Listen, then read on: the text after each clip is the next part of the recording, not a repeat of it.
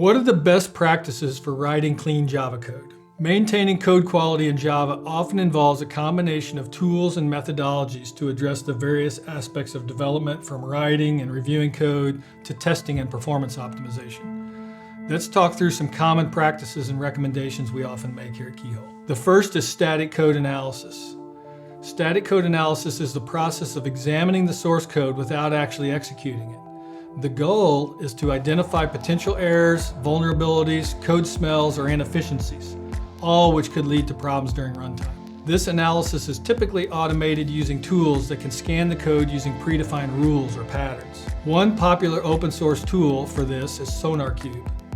SonarQube is a platform for continuous inspection of code quality, or sometimes called continuous quality. It provides detailed analysis on code smells, bugs, and security vulnerabilities, and it's often integrated into the build automation. Another popular tool used for static analysis is PMD.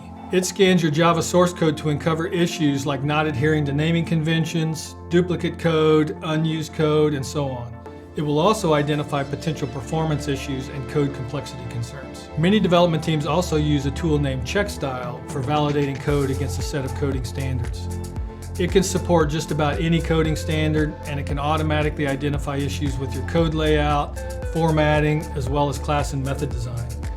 It's also compatible with most popular IDEs, so it's easy to integrate into your development process. Last on the static code analysis front is FindBugs and its successor SpotBugs. FindBugs scans for known bug patterns, looking to identify potential defects. It reports over 400 warnings in 9 categories, including things like correctness, bad practice, dodgy code, performance, malicious code, security vulnerabilities, and more. Similarly, SpotBugs, which is just a fork of FindBugs, works in a similar way, but it also ranks the bugs it finds by severity.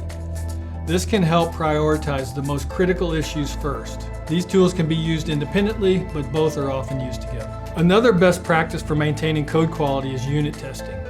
Simply including this as a standard practice will improve the quality of your code, and it can reduce the number of regressions that get introduced as maintenance and future development occurs. The most popular testing frameworks are JUnit and TestNG. These frameworks are well documented, easy to get started with, and again integrate well with popular IDEs. When writing unit tests, concentrate testing on specific small pieces of code and mock any external services used by that logic. Doing this allows you to merely test the logic and execution of specific code under varying conditions. To do mocking, you can use mock frameworks like Mockito or EasyMock. Now, unit testing should only be done for what makes sense, keeping in mind that test code is still code, and ultimately it has to be maintained just like your application code. What I mean is, use common sense when determining what should be tested and what is okay not to test. A common practice that many teams use is to measure the percentage of code that is being covered by their unit test with tools like Jacoco or Kobutura. These tools create reports that clearly show what code is being tested and the percentage coverage by class, package, and global breakdowns. Again, use common sense, but measuring code coverage is a good way to gauge how well you are testing your application code. All of the tools and techniques we just discussed can and should be automated in a continuous integration process. This will ensure that quality is checked early and often, and that quality gates are in place to reduce issues before they get integrated into the main development stream.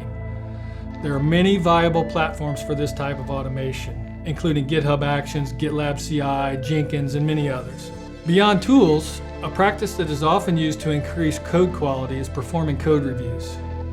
We believe code reviews are crucial for maintaining and improving code quality, and they contribute to quality in several ways. One is ensuring adherence to standards.